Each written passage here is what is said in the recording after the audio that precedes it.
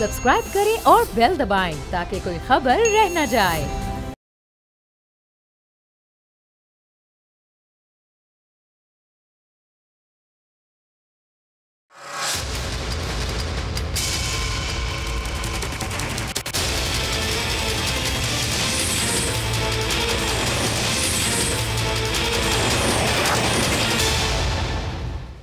बिस्मिल्लाहिर्रहमानिर्रहीम, अस्सलाम वालेकुम। मैं हूं Jasmeen Manzoor and welcome to the programme. नाज़रीन, आप जानते हैं कि जब से ये फैसला आया है सुप्रीम कोर्ट का, उसके बाद हुकूमती जो इत्तेहाद है उनकी तरफ से भी और बाकी कुछ और लोगों की तरफ से भी, यानी कि लोगों से मेरा मुराद है कि दीगर प्रोविंशियल असम्बली के जो मेंबरान हैं, ज़ाहिर है वो पाकिस्तान पीपल्स पार्टी से ताल्लुक़ हो या PMLN से ताल्लुक़ हो, उनकी काफ़ी तनकीद नज़र आ रही है सुप्रीम कोर्ट के इस फैसले पे। और कहा जा रहा है कि जी पता नहीं आइन की धज्जियाँ तो नहीं मैं कहूँगी बिखेर दी, लेकिन आइन को दोबारा रीराइट किया गया है और आइन की जो शिकें हैं उनको किस तरह इस्तेमाल किया गया है। और अच्छा, you know the strangest thing in this country is, मैं आप लोगों से आज ऐसे बात करूँगी जैसे हम like let's have a chit chat. I have very 3 important guest और उनसे भी ऑब्वियसली इसी तरह गुफ्तगू होगी, क्योंकि ये बातें हम रोज़ करते हैं ना। We meet people, we have dinner, we have a lunch, हम घर में सियासत पर बात करते हैं। मतलब अब तो everybody so accustomed because of this social media कि everybody is interested as in what is happening Pakistan। सबसे पहले तो ये जो टैक्सेस का भरमार आया, इस हवाले से भी we will do detailed programs on this because आवाम बहुत पिस रही है, लेकिन ये फैसला काफ़ी हद तक अनएक्सपेक्टेड था। इससे पहले हमने देखा कि सुप्रीम कोर्ट के चीफ जस्टिस के हवाले से खान साहब ने तहरीरी ख़त लिखे और उन्होंने ये भी कहा कि जी ये इनको मेरे केसेस से अलग किया जाए, और मतलब he was pointing out fingers at the honourable chief justice of Pakistan Qazi Faez Isa. So अब ये एक जब जजमेंट आ गई है तो जाहिर सी बात है एक तरफ खफकी है और एक तरफ बहुत खुशी है।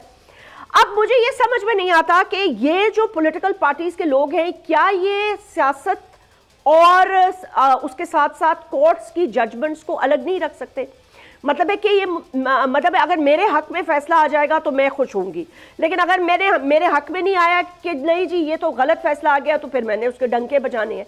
तो मैंने ऐसा किसी और मुल्क में होते हुए नहीं देखा कि हर वक्त आप किसी न किसी जो इदारे पे है वो आप अटैकिंग मोड में रहें। बहरहाल वी हैव राना एहसान अफजल साहब, सीनियर रहनुमा है पाकिस्तान मुस्लिम लीग नवाज के, और इस कोऑर्डिनेटर भी हैं वजीर आजम के। तैमूर सलीम झागरा साहब, he was the former finance minister in KP and he is a senior member of Tehreek-e-Insaf. Rana एहसान अफजल साहब, आप क्या फोर्सी कर रहे हैं? इसको आप फोर्सी कर रहे थे? देखिए, डेफिनेटली जिस तरह का फैसला आया है इसको बिल्कुल फोर्सी नहीं किया जा रहा था, क्योंकि PTI तो दरखास्त गुजार थी ही नहीं।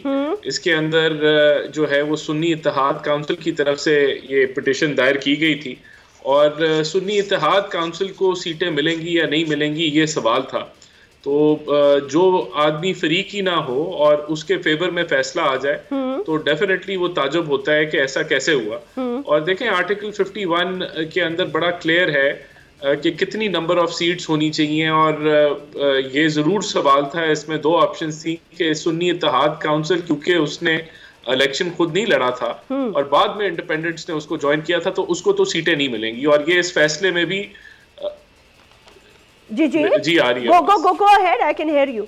वो इस फैसले के अंदर भी जो है वो बरकरार रहा है। लेकिन ये कि PTI को सीट्स मिल जाएंगी, और वो भी अगर किसी ने जाहिर किया है कि वो कैंडिडेट है PTI का, लेकिन जो ज़रूरी अमल होता है कि आपने टिकट जमा कराने वो नहीं कराए। उस तरह तो बहुत सारे कैंडिडेट्स ने लिखा होता है कि वो नून के कैंडिडेट्स हैं या PMLN के हैं, लेकिन जिसके पास टिकट होता है वही कैंडिडेट होता है। तो री राइटिंग ऑफ कॉन्स्टिट्यूशन यहाँ नजर आती है कि आपने एक नया प्रेसिडेंट बना दिया है जो कि जो आइन का प्रोसीजर है उसके अंदर दर्ज नहीं है। अच्छा राना एहसान साहब, एक बात सुनिएगा। yesterday on my show I had a very senior member of the law, मैं इस वक्त उनको कहूँगी, very senior lawyer of Pakistan, very well reputed one, barrister Ali Zafar साहब। he said कानून के तहत, आइन के तहत उनके पास एक प्रोविजन है which is called 187, जिसके ऊपर वो ये मैटर टेक अप कर सकते हैं। अच्छा, चले, ये तो हमारा पॉइंट ऑफ व्यू है जो कि टेक्निकली तौर पे मुझे, क्योंकि मैं कानूनदान नहीं हूँ, जो हमें नजर आता है वो बड़ा क्लियर है कि जो आदमी फरीक ही ना हो और उसको फरीक बना के और उसके फेवर में फैसला कर दिया जाए, तो यहाँ हमें बायस नजर आता है और वो उसका हम इजहार भी कर रहे हैं। ये हमारे नजदीक जो इलेक्शन कमीशन का फैसला था और पेशावर हाई कोर्ट का फैसला था, जब आपने प्रोसीजर का आप हिस्सा ही नहीं बने, आपने ना लिस्टें जमा कराई रिजर्व सीट की, ना आपने इलेक्शन लड़ा, तो फिर उसके बाद जो प्रोपोर्शनेट डिस्ट्रीब्यूशन है वो उनमें होगी जिन्होंने उस प्रोसीजर को फॉलो किया है। तैमूर सलीम झगड़ा साहब, कमिंग बैक टू यू, अब ये बताइएगा कि वो ये कह रहे हैं कि इससे कोई फर्क नहीं पड़ने वाला, और जाहिर सी बात है एक केस तो नहीं है, आप लोगों को बहुत केसेस भुगतते हैं, कुछ केसेस में बरियत हुई है तो कुछ में और अब मुझे लगता है कि शायद 9 मई वाली तलवार जो अभी सिर्फ लटक रही थी, अब वो तलवार शायद गिरने का टाइम आ गया। सबसे पहले तो मेरे ख्याल में जो कल और आज दोनों फैसले आए वो दिखाते हैं पाकिस्तान की जुडिशल सिस्टम है, इसके बावजूद कि जितना प्रेशर उन पे PMLN की इस हुकूमत के दौरान डाला जा रहा है, जो ऐसे जजेस हैं, बेंचेस भी हैं और इंडिविजुअल जजेस भी हैं जो कि वो प्रेशर बर्दाश्त कर सकते हैं और इंसाफ पे मबनी फैसले दे सकते हैं। ठीक, हमें रिलीफ नहीं चाहिए, हमें सिर्फ इंसाफ चाहिए। It's okay for some decisions to go against us and some not, लेकिन वो जुडिशरी दिखाई देनी चाहिए कि वो इंडिपेंडेंट हो। जहां तक आज का फैसला है ये इद्दत के केस का, शुक्र है कि ये इतना गलीज केस जो बनाते हुए भी जो है और उसको सपोर्ट करते हुए भी PMLN में किसी भी डिसेंट इंसान को शर्म आनी चाहिए कि वो खत्म हो गया। मेरे ख्याल में ये तो एक जीत है पाकिस्तान की 12-13 करोड़ खवातीन के लिए। और जो कल का केस है, मुझे हंसी आती है अगर हम इसको इस कॉन्टेक्स्ट में देखें कि PMLN ने 2018 का इलेक्शन शुरू किया था, वोट को इज्जत दो। आज ये चाहते ये हैं कि जो वोट इनको नहीं मिला उसकी वो सीट्स हासिल करें ताकि कॉन्स्टिट्यूशन को अमेंड कर सकें, ताकि बाकी जो 17 के अलावा इनकी सीट्स हैं जो इन्होंने नहीं जीती, लेकिन वजीर आजम से लेके वजीर आला सबको जो है वो बिठाया गया, इम्पोज किया गया है कि उनको डिफेंड कर सके। ठीक, मेरे ख्याल में इससे बड़ा फॉल फ्रॉम ग्रेस हो नहीं सकता था। तो जरूरी तो है जास्मिन, लास्ट बात ये कि जो आपने पूछा, ऑब्वियसली आगे बहुत रास्ता है। अगर इतनी बड़ी चोरी की है तो उसको डिफेंड तो करेंगे। इनको पता है कि जब इनकी ये इनिंग्स खत्म हो जाए तो शरीफों की और जरदारी भुट्टो खानदान की सियासत तो खत्म हो जाएगी। It's a fact, the Pakistani nation has moved on. वरना 8 फरवरी को इतने जुल्म के बाद और इतनी इलेक्टोरल इंजीनियरिंग के बाद ये वोट PTI को ना देता। मेरे ख्याल में अगर एक एडवाइस है वो ये है कि you never double down on your mistakes. जो हो गया है वो हो गया है। पाकिस्तान के लोगों ने उसको नहीं माना। पाकिस्तान ना कभी कंप्लीट ऑटोक्रेसी थी, ना है, ना होगी। And we face serious problems, economic problems, political problems, और जिस टाइप के फोर्सेस जो है वो बलोचिस्तान में या फाटा में जो है वो फिलहाल अंडर द सरफेस बबल कर रहे हैं। इस रास्ते पे आप लोग जाएं, बहुत बड़ी कीमत अदा करनी पड़ सकती है। Listen to the voice of the nation. अवाम की आवाज को प्लीज सुने, बैक ऑफ, और एक बार पाकिस्तान में एक जमहूरी सिस्टम को चलने दें। Okay, Rana Ehsan sahab, what do you have to say to that? आप sorry, before you sir 1 second दे दें मुझे। I am really sorry to cut you like this, please do forgive me. Okay, so Taimur, you're talking about an autocracy, but I believe Pakistan has never even been a complete democracy as well. It's not I don't call this democracy. This is an absolute sham of a democracy that we have in Pakistan. But anyway, I respect the mandate of the people. Ji, Ehsan, Rana Saab. देखें, बड़ी simple सी बात है। ये जो जमहूरियत के champions बने हुए हैं, इनसे पूछें कि 4-5 साल पहले ये चैंपियंस क्यों नहीं बन रहे थे जमहूरियत के, जब अदलिया को लेके और इस्टेब्लिशमेंट को लेके PTI के प्रोजेक्ट को नाफिज किया गया, और फिर जब ये इनको मिल गई हुकूमत तो इनके कितने जमहूरी रवैये थे। जब इन्होंने बिल पास कराने होते थे असेंबली से, तो किस तरीके से ये एस्टैब्लिशमेंट के कंधों को इस्तेमाल करके बिल पास कराते थे। पूरी ऑपोजिशन को इन्होंने ज़ेरे अताब जेलों में बंद किया हुआ था और वॉइस ऑफ द पीपल की ये बात कर रहे थे, तो हर ज़िमनी इलेक्शन ये हार रहे थे। तो ये सारा कुछ क्यों भूल गए? और जब इनको आईनी तरीके से निकाला गया, तो ये जो इनकी जमहूरियत है, जहां ये आज भी कहते हैं कि हम आपसे नहीं बात करेंगे, हम उन्हीं से बात करेंगे, तो जमहूरी रवैया तो सबसे पहला अगर कोई उसमें जो जुज होती है वो तो ये होती है कि हुकूमत और ऑपोजिशन की दुश्मनी नहीं होती। हुकूमत और ऑपोजिशन मुल्क के मफाद में इकट्ठे बैठते हैं और ये इनमें कैपेबिलिटी नहीं है, क्योंकि इनकी जो सियासत है वो पोलराइजेशन की सियासत है। तो उसके अंदर ये लेक्चर तो खुदारा ये अवाम को ना दें। बाकी बात ये कि बिल्कुल ये गवर्नमेंट कंफर्टेबल है और अगर रिजर्व सीट्स का फैसला एक अदालती तौर पे जिसको लोग कह रहे हैं, लोगों का पॉइंट ऑफ व्यू है कि जो दरख्वास्त गुजारी नहीं था और उसके फेवर में कर देना, तो इसके सियासी पहलू भी नजर आते हैं। बहरहाल उसकी ज्यादा गहराई में हम अदालत के एहतराम में नहीं जाएंगे, अदालत के एहतराम में हम नहीं जाएंगे। राना एहसान साहब, बट हाउ नहीं जाएंगे, लेकिन ये तज्जिया आ रहे हैं। हाँ, तज्जिया आ रहे हैं, ठीक है, okay. You are saying that the government is very comfortable. How are you comfortable? Muttahida Qaumi movement Pakistan आप पे प्रेशर डाल रही है, उनकी अजीब बातें होती हैं हर दूसरे तीसरे दिन, पीपल्स पार्टी की अपनी डिमांड्स हैं, IMF से आप मुआहदा नहीं, सुन तो लेना, और 2/3 मेजॉरिटी के लिए आप को आईनी तरमीम करनी थी, अदालती एक हवाले से उनको रिलीफ मिलना था, या जो भी आपको आगे कोशिश आपने ऑब्वियसली तरमीम तो करनी होगी ना कोई लानी होगी in the parliament for the betterment of the country. तो how are you standing on a firm footing? I think you are on a very weak footing right now. नहीं, देखें, जो अगर ये कोalition, देखें, ये तो पहली शर्त है ना कि कोalition ने आपस में जुड़े रहना है, तो तभी हुकूमत है, वरना तो हुकूमत नहीं है। लेकिन ऐसा सच इस वक्त आज खड़े होके कोalition को के अंदर कोई दरार नजर नहीं आ रही। आगे जाके अगर ये पहली शर्त में कोई कमजोरी आती है, तो डेफिनेटली फिर तो हुकूमत की कंटिन्यूटी के ऊपर बिल्कुल सवाल उठेगा। और लेकिन अभी ऐसा कोई मसला नहीं नजर आ रहा। हमारे पास 200 से ज्यादा का नंबर है, और जो आईनी, यही तो मैं कह रहा हूँ, आईनी तरमीम तो अब भी हो जानी चाहिए। अगर हमने जुडिशल रिफॉर्म्स करनी है, तो क्या इस मुल्क की जरूरत नहीं है कि जुडिशल रिफॉर्म्स हो? क्या ऑपोजिशन और गवर्नमेंट नहीं? बात तो ये है कि हम कौन सा कोई ऐसी रिफॉर्म्स कर रहे थे कि जो पर्सन स्पेसिफिक थी, या जिसका फायदा जो है वो एक फर्द वाहिद को। रिफॉर्म्स तो जुडिशियल निजाम की होनी है ना। अगर उसका जिक्र भी जो है वो लॉ मिनिस्टर ने किया। यही तो बात है, जब इलेक्शन एक्ट 2017 पास हुआ तो उसमें ऑपोजिशन भी शामिल थी, उसमें हुकूमत भी शामिल थी। लेकिन वो यही तो कह रहे हैं। अच्छा देखें Rana Ehsan sahab, there three things, three pointers that I want to put in front of you, and also Taimur, you are probably definitely listening to me as well. Where did they go? वो जो 3 चीजें खान साहब ने कही हैं कि जी इस चीज पर बात हो सकती है, वरना कोई बात नहीं हो सकती, और मैं बात करने के लिए तैयार हूँ।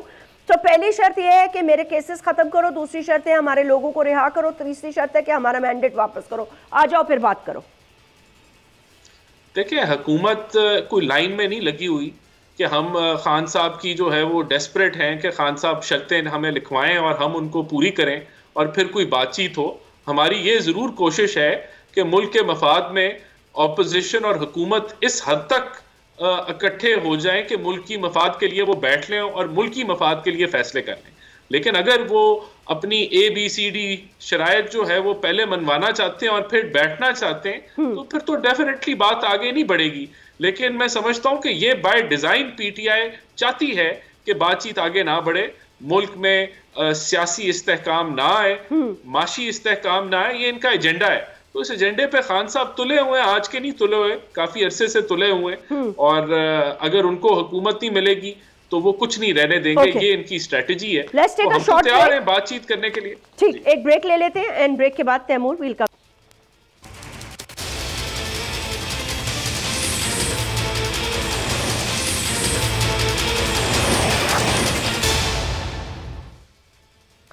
Welcome back. सो तैमूर, आप कुछ जवाब देना चाहेंगे इन 3 पॉइंट्स का जो अभी मुज़ाकरात के लिए शराइत रखी गई हैं?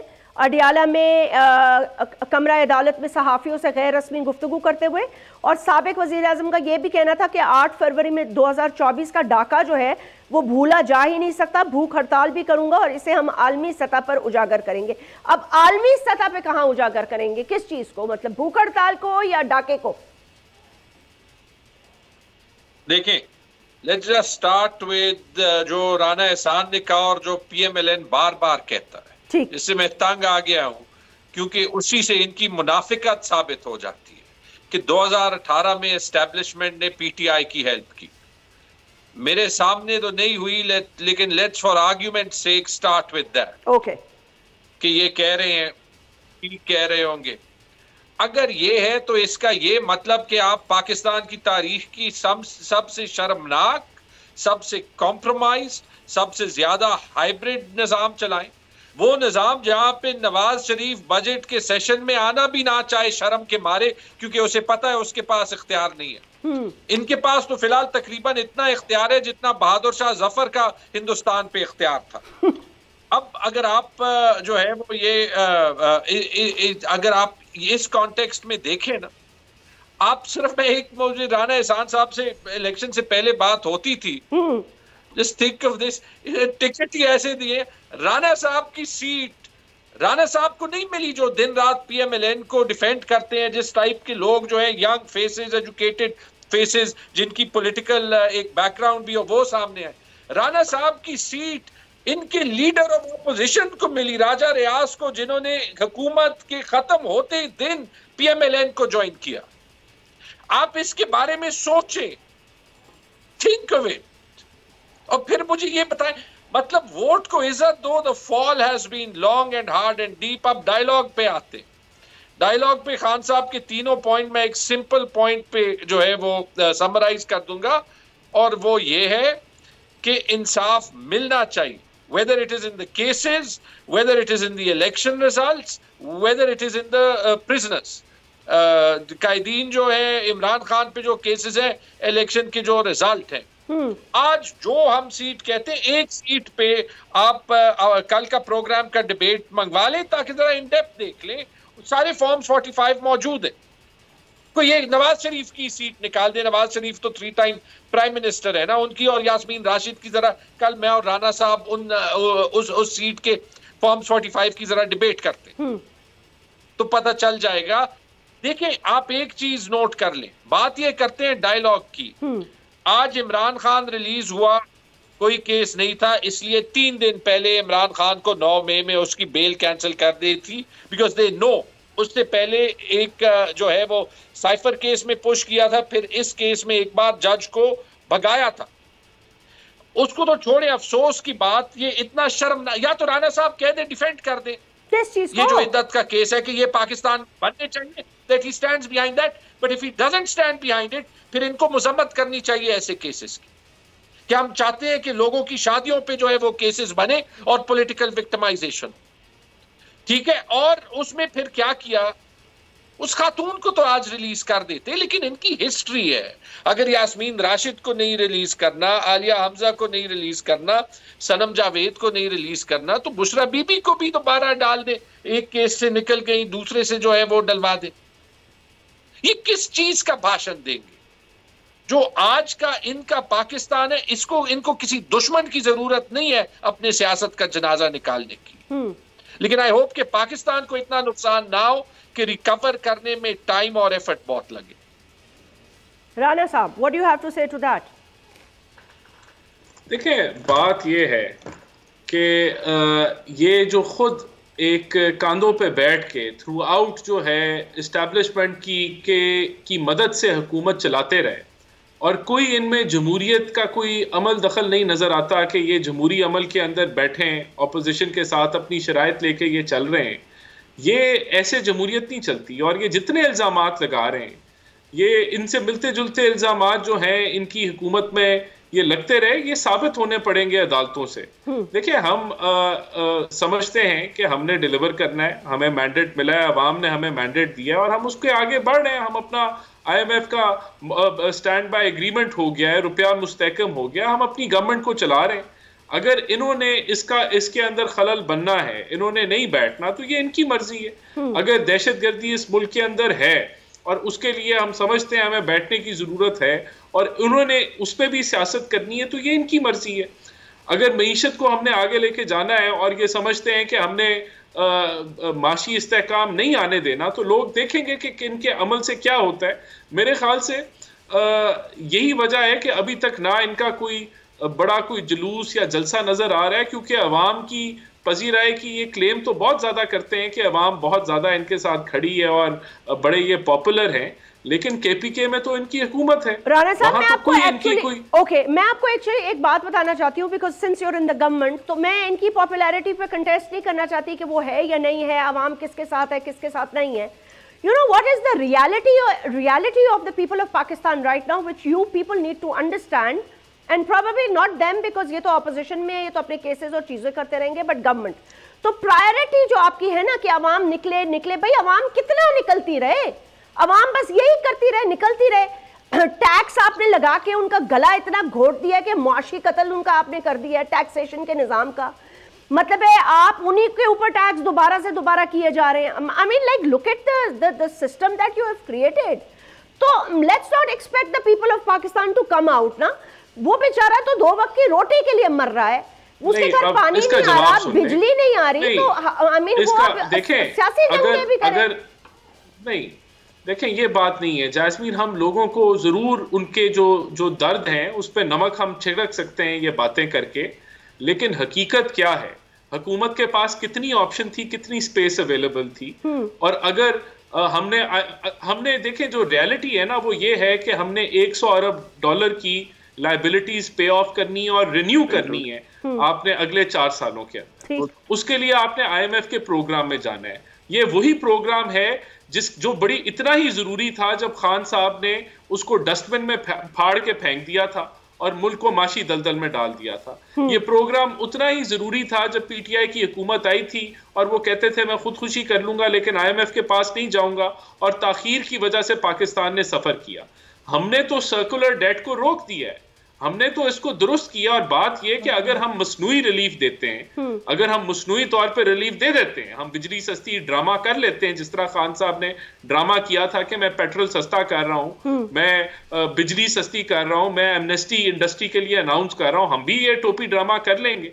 लेकिन उसके नतीजे में ये होगा कि आपने जो 100 अरब डॉलर देने हैं वो आप नहीं दे पाएंगे और रुपया जो है वो डीवैल्यू हो जाएगा और महंगाई 100% पे आएगी।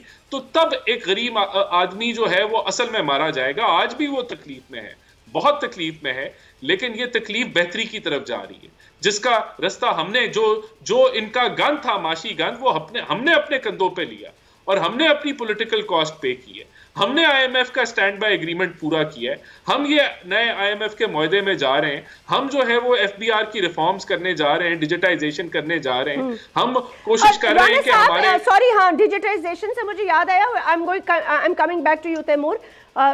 In the meanwhile you can write some points if you want to reply। मैं ये आपसे पूछना चाह रही थी, वजीर आजम ने कल जो ये मैकेंजी के हवाले से FBR के लोगों को बड़ा उन्होंने I mean actually he was very upset और बड़ी उन्होंने आड़े हाथों उनको लिया है। और उसके अलावा उन्होंने ये भी कहा है कि जी आप ताजरों को गंदा नहीं करेंगे, उनको आप रुसवा नहीं करेंगे, you will not do this that, and आप मतलब है कि आपने उनको तरीके से करना है and all that. What is that? I mean what did they do कि वो ये कह रहे थे कि उनको पहले इस चीज से बताया नहीं गया, and he sounded very upset. नहीं, जो डिजिटाइजेशन का प्रोसेस अभी चल रहा है वो मैकेंजी के थ्रू हो रहा है और वो बिल्कुल उसी तरह चलेगा, लेकिन कस्टम्स के अंदर भी एक डिजिटाइजेशन का प्रोसेस चल रहा है जो अब हम मैकेंजी की अम्ब्रेला के अंदर लेके आ रहे हैं। ठीक है, तो वो एक इंडिपेंडेंटली चल रहा था, उसका वो जिक्र कर रहे थे। लेकिन बिल्कुल डिजिटाइजेशन का मकसद ये नहीं है, अगर हम कहते हैं कि हमने टैक्स बेस बढ़ानी है और हमने टैक्स एवेजन कम करनी है, कि जो टैक्स पेयर है वो हरास हो, हमने हरासमेंट कम करनी है, हमने सिंप्लीफाई करना है, फैसिलिटेशन करनी है, तो उस पर वो जोर दे रहे थे। और वो यही कह रहे थे कि टैक्स जो टारगेट है उसकी आड़ में आपने अवाम का रगड़ा नहीं निकालना कि आप लोगों को गलत नोटिसेस भेजें और फिर उनको बुला लें, लेकिन आपने मेरिट के ऊपर काम करना है। तो ये वो बातचीत थी। ठीक जी तैमूर, मुझे तो डर लगता है, ठीक ठाक अच्छी कंपनी है, 10 साल मैंने काम किया, उसमें पार्टनर बना था, अपने पाकिस्तान में ऑफिस जो है वो खोला था। लेकिन जिस तरीके से ये उसको अभी इस्तेमाल कर रहे हैं, मैं तो नॉर्मली वो उनको इतनी पब्लिसिटी पसंद भी नहीं होती, लेकिन बेचारों को कहीं भागना ना पड़े। जो उनके यंग कंसल्टेंट्स हैं जिन पे इन्होंने 50% का टैक्स लगा दिया है, वो तो मुझे पता है कि अभी सोच रहे होंगे कि पाकिस्तान से बाहर, जैसे हमारी सारी मिडिल क्लास है जो लम्स, GIK, IBA में पढ़ते हैं, इसके बाद वो पाकिस्तान में रहेंगे। सिर्फ गरीब की बात करें, और जैस्मिन सारी मिडिल क्लास को भी देख ले। ये जो एलीट होती है ना, जिसने पाकिस्तान का बेड़ा गर्क किया है, जिसमें वो पॉलिटिकल क्लास जो 70 साल पाकिस्तान में काबिज रही है और सिविल मिलिट्री ब्यूरोक्रेसी, वो आपकी पॉपुलेशन की 1% भी नहीं है। जिसको ये कहते हैं कि वो हॉलैंड से फाइनेंस मिनिस्टर लाए हैं, वो कहते हैं कि यार किसी को दूध पीने की क्या जरूरत है डब्बे की, वो तो सिर्फ एलीट क्लास पीती है। इससे ज्यादा डिस्कनेक्ट पब्लिक के साथ हो सकता है? या ये कि जो ये यंगस्टर्स सोशल मोबिलिटी के तहत अपनी मेहनत करते हैं, वो अभी अपनी तनख्वाह में से 50 रुपए, 100 रुपए में से 50 रुपए टैक्स का दे रहे होंगे। लेट्स से वो सोच रहा होगा कि मैं किसी दिन पैसे सेव करके प्रॉपर्टी कैसे लूं, उस पे लगेगी CVT। इतनी एम्पावर्ड हुकूमत है इनकी कि इन्होंने सिविल और मिलिट्री ब्यूरोक्रेट्स को तो छूट दे दी है। यानी जो टैक्स लगाने वाला है वो टैक्स नहीं देगा, और अवाम को कह रहे हैं कि कुर्बानी दो, टाइटन योर बेल्ट्स। ये मैंने कभी ऐसे मुल्क बदलते नहीं है। You lead by example. ये जो ये FBR के लोग या जो ब्यूरोक्रेसी के लोग बैठे होंगे और शहबाज शरीफ उनको भाषण दे रहा होगा ऑनेस्टी के, और वो सोच रहे होंगे यार तू तो अपनी सीट भी नहीं जीता, और जब 16 अरब रुपए मकसूद चपड़ासी के अकाउंट में आ रहे थे, जिसको आप जस्टिफाई कर रहे थे कि ये टैक्स इवेजन है, तो वो मतलब उससे कोई जो है वो बात सुनेगा? फिलहाल जो गरीब की हालत है ना, मैं बार बार कह रहा हूं, दे डोंट नीड एनिमीज। वहां पे किसी को बिजली नहीं देते, अब लोगों को सोलर बांट रहे हैं। मतलब ये पहला मुल्क है दुनिया में जो कि डी इलेक्ट्रीफाई हो रहा है, दुनिया से लोगों से बिजली ले रहा है। अच्छा, वहां पे शहबाज शरीफ ने दूसरा जो है वो छोड़ दिया कि हम बोर्ड्स चेंज कर रहे हैं, क्योंकि सारा मसला ये है कि बोर्ड्स पॉलिटिसाइज्ड है। ये जरा राणा साहब कंफर्म या डिनाई कर दें। मेरे पिछले सवालों में से तो एक का भी जवाब उन्होंने नहीं दिया। ये प्लीज जरूर पूछे कि ये जो पॉलिटिसाइज बोर्ड्स थे ये कब लगे थे और किसने लगाए थे। मैं आपको जवाब दे देता हूं क्योंकि ये फिर से लेफ्ट राइट जाएंगे उनके पास। ये जून जुलाई 2022 में शहबाज शरीफ ने सारे लगाए थे। खाक ये बिजली का निजाम ठीक करेंगे, खाक ये इकोनॉमी ठीक करेंगे, खाक ये पॉलिटिकल सिस्टम ठीक करेंगे। जैसे राणा सनाउल्लाह ने कहा था, ये अभी इनकी सर्वाइवल की जंग है। लेकिन at this time it is the people of Pakistan versus the elite, और एक सिस्टम अपने आप को बचा रहा है। वो बचाने के लिए कोशिश करेगा, जैसे राणा सनाउल्लाह ने कहा था, कि वो हर हद तक जाए। लेकिन मैं तो यही रिक्वेस्ट करूंगा कि इन द एंड आप सब भी पाकिस्तानी हैं, थिंक ऑफ योर कंट्री, अपने मुल्क का सोचें। हम 20 साल से उसी का सोच रहे हैं। इसको जैस्मीन मैं रिस्पॉन्ड करना चाहूंगा। प्लीज हमने सारी जिंदगी इज्जत और ऑनेस्टी से सिर्फ अपने ही मुल्क का सोचा है। हमारे पास कोई दुबई लीक्स नहीं है, हमारे पास कोई वो नहीं है, हमारा सब कुछ रजिस्टर है। अल्लाह ताला ने हमें सब कुछ, जो भी मैं ये कहती हूँ, जो भी हमें इज्जत मिली है वो इस मुल्क से मिली है। लेकिन अगर इस एलीट, ये जो एक 1% एलीट जो काबिज है ना इस मुल्क पे, जब तक कि इनके कब्जे से हम नहीं छूटेंगे कुछ भी नहीं हो सकता। ये हमारी बेल्ट टाइटन नहीं होनी चाहिए, they should be tightening their own belts. और ये कोई भी नहीं करता, ना आपके दौर में हुआ था, ना इनके दौर में हुआ था, ना पहले हुआ था, ना आगे जाके होगा। जी देखें, बात यह है कि मैं भी पॉलिटिकल लेक्चर तो दे सकता हूं कि खान साहब वो वजीर आजम थे जिनकी हुकूमत करप्शन परसेप्शन इंडेक्स में सबसे करप्ट हुकूमत थी। ये वो वजीर आजम थे कि जिन्होंने कोई मनी ट्रेल नहीं दिया अपने अपार्टमेंट का, लेकिन उनको क्लीन चिट जो है वो चीफ जस्टिस साकिब निसार ने दे दी। ये वो जो है शौकत खानम के बोर्ड के पैसे इन्होंने प्रॉपर्टी के अंदर इन्वेस्ट कर दिए इलीगली, कॉन्फ्लिक्ट ऑफ इंटरेस्ट अपने एक डायरेक्टर की कंपनी के अंदर, और चंदे के पैसे में भी जो है वो ख़यानत की। उसके अलावा जो है वो फॉरेन फंडिंग जो कि शौकत खानम की आती थी उसको भी मिसयूज़ करके उन्होंने सियासी वो तरीके से वो इस्तेमाल की। वो जो क्रिकेट वाला स्कैंडल था क्रिकेट के नाम पे जो दुबई में फंडिंग की, जहां एक वजीर ने भी वहां जो है वो फंडिंग की, तो उसके अलावा फॉरेन फंडिंग इनके 190 मिलियन पाउंड आपके पास है। तो ये कौन सा लेक्चर ये हमें दे रहे हैं कि खा गए लूट गए? ये तो खुद करप्ट तरीन हुकूमत थी और इनके लीडर करप्ट तरीन थे, तो वो आके दुरुस्त करेंगे।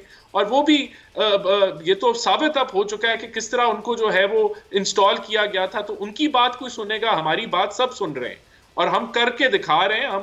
हम दावे नहीं कर रहे। जो माशी गंद मैंने कहा इनका साफ किया, आज आपका रुपया स्टेबलाइज है, आज आपकी इन्फ्लेशन नीचे की तरफ है, आज आप IMF के एक नए प्रोग्राम में जा रहे हैं जिससे आपकी मैक्रो फिस्कल स्टेबिलिटी की तरफ आप बढ़ रहे हैं।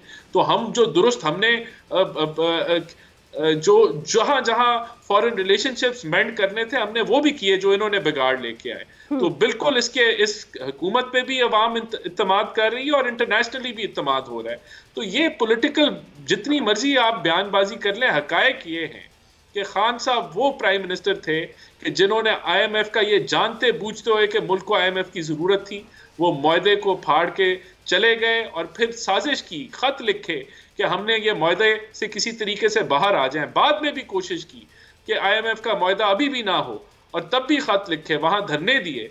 तो जो अपने मुल्क के मफाद के आगे अपनी सियासत लेके आ जाए वो उसका कहाँ आप जो है वो उसको कैसे आप डिफेंड कर सकते? ठीक, तैमूर, वैसे why did you people do that? I mean, like, I can't understand. Why did you people do this? Why did we do what? बता दें ताकि वो कह रहे हैं ना कि आप जो IMF के मुआहदे आपने भाड़े और फिर उसके बाद वो आप लोगों की ऑडियो भी निकल आई और वो सब कुछ, और फिर अभी इलेक्शन के बाद भी हम IMF को खत लिख रहे हैं, IMF के बाहर धरना दे रहे हैं, ये सब कुछ। मतलब इसमें पाकिस्तान की अपनी सियासत से आप लोग पाकिस्तान की मईशत का पीछा नहीं छोड़ सकते? बिल्कुल छोड़ सकते हैं, छोड़ी। और मईशत चलाना इतना आसान नहीं होता। ठीक, पहली चीज ये बार बार मेरे भाई ने कहा कि डॉलर स्टेबल है।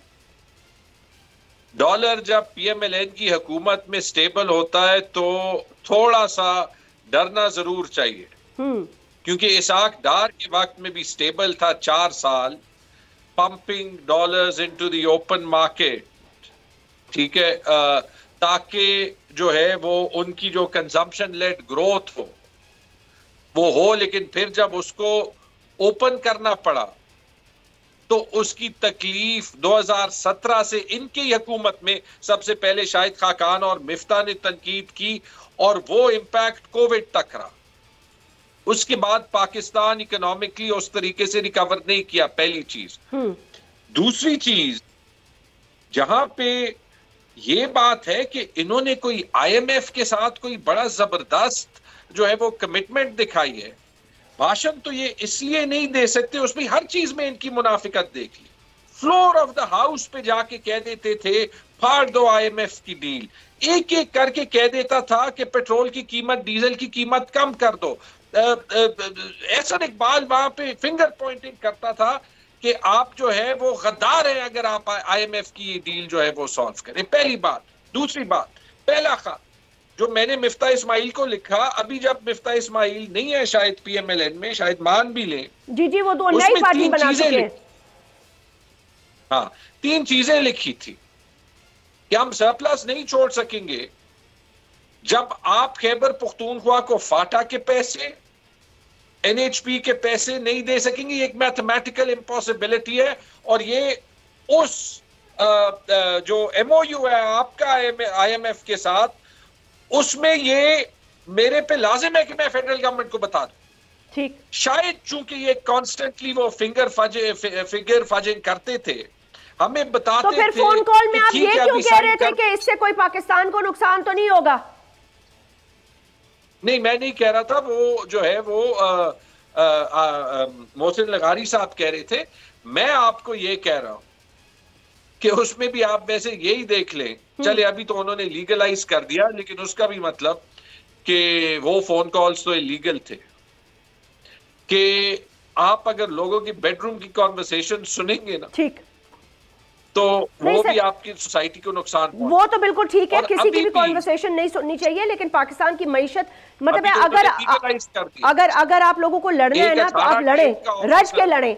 आपस में एक दूसरे पे जितने इल्ज़ाम आपने लगाने लगाए, sorry we don't have any more time इंशाल्लाह ताला, थैंक यू सो मच, लेकिन मेरी सिर्फ एक ही दरख्वास्त है कि खुदा का वास्ता पाकिस्तान की मईशत का पीछा छोड़ दें और उसके अलावा आपने जो भी करना है आपस में वो आप करें।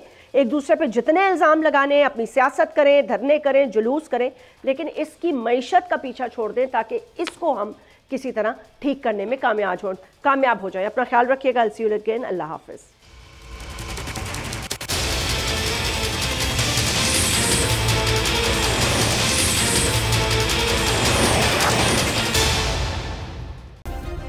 सब्सक्राइब करें और बेल दबाएं ताकि कोई खबर रह न जाए।